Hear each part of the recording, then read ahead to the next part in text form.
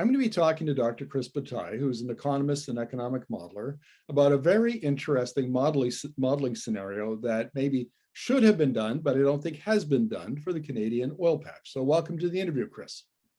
Hey, Markham, how are you doing today? Well, thank you. Good, thank you. This is a bit complex, so bear with me here, Chris. The International Energy Agency says that, global peak oil demand is going to arrive at about the early 2030s, is what I've been told in interviews. And so then it'll decline after that. We don't know how fast it'll decline. It could decline slowly, or it could decline down to 25 million barrels a day, as set out in the IEA's net zero by 2050 scenario. The question I have for you is, has the impact of that decline been modeled, the impact on the competitiveness of Canadian oil companies, has that been modeled? Yes and no is the answer. Within the oil patch, within the community, there's sort of this general understanding that while oil sands is quite expensive to set up, there's that upfront capital, the ongoing costs, like the labor and fuel costs, are not that high. They're about $15 to $20 a barrel. So all those projects that are sitting there will just keep up. They're making a whole lot of money right now because the price is up above 70, 80, and they can go down to 2030 before they stop operating. It's the new investments that are the question. And all the projects we have operating right now are on different schedules for renovation, addition of new reserves, what have you. And it'll be the global price of oil that drives whether or not new investments occur. Okay, so the reason I'm asking you if they've been modeled is because the oil sands they created this oil sands net zero by 2050 pathways initiative, $75 billion to get to net zero by 2050. They want governments, mostly the federal government, to pay $50 billion of that. So the question is, if the consumption declines and they become stranded assets, and then the federal taxpayers are stuck with $50 billion of wasted money. And one would think that the government, somebody somewhere, would have modeled that impact to say, well, is that a good way to spend our money, or is it not? I guess that's why I'm asking the question. Yeah, no, absolutely. There's a lot in what you just said. Whether or not we should be subsidizing a commodity for demand for whom the demand we know is going to fall. We don't know how fast it's going to fall, but it will fall. It'll start with personal transport, then freight transport, and eventually petrochemicals. Now, everybody's got different visions of how long that's going to take and whether or not we're one of the last people providing that demand, but it will fall. Now, whether or not it's been modeled, it's been here and there. The Canadian Energy Regulator up to date has not modeled really low energy prices, crude oil prices. They've sort of done this band, that usually varies about $30 to $40, $30 to $40 per barrel off the existing price. They don't tend to look at very different futures, right? So we're looking at 70 right now.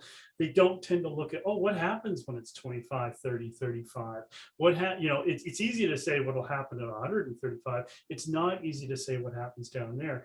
Now, what we need here in Canada is a whole lot more modeling of these different cases that we have not looked at, not just projections of the present, but where transport demand starts evaporating in the 2030, personal transport demand, where freight demand starts evaporating in the 2040s, and we're just down to petrochemicals, and even that has replacements. So we need to be thinking outside the box.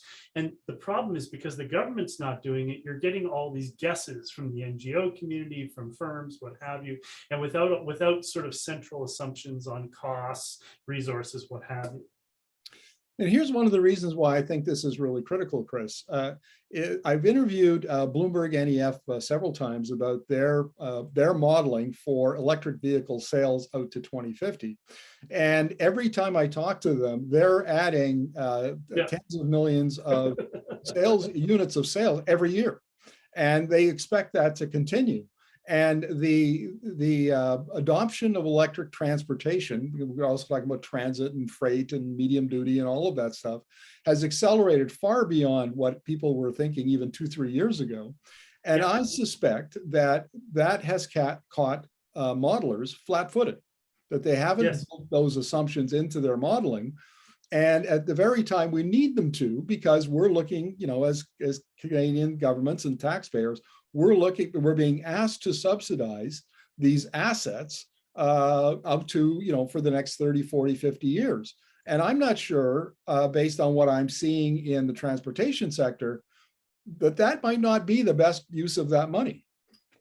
The interesting thing is we don't have a national modeling capacity or public open source capacity and practice of doing sort of net zero pathways, right? So we've had CICC look at access, Canadian Institute for Climate Choices look at the net zero advisory body. SUR has been asked by its ministers to do a net zero vision, but we haven't systematically looked at what this means, because that would determine where, if you're going to do subsidization, that's where you want to send subsidies. So in a sector that I work a lot in steel, subsidies are going out to get steel making away from coal-driven steel making to electric arc-driven steel making, and that fundamentally shifts the base of the industry in all future investment. And when you divide the subsidies by the tons, it's actually quite little compared to our carbon price, right? The same logic needs to be transferred to the oil and gas sector.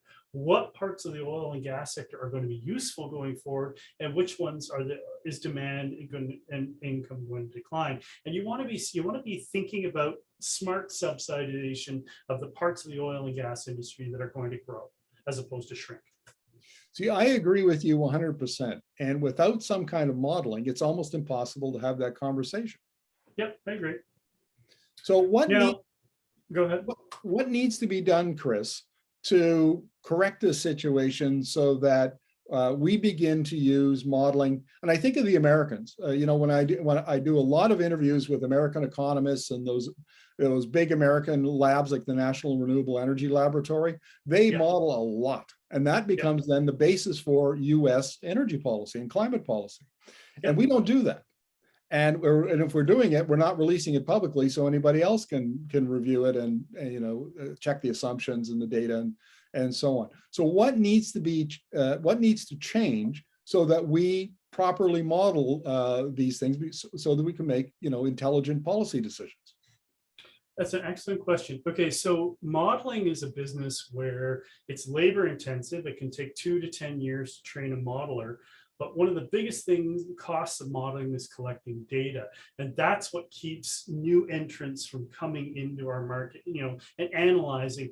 So effectively, if you want to bring a lot more modeling into Canada and a lot more competition amongst modelers to meet our needs, be they academic, be they NGO, private, government, what have you, there needs to be a whole lot more data. What the Americans do wonderfully is produce a lot of data, and they do it by congressional mandate. So they have all this data available for economic modeling, for technical modeling, what have you.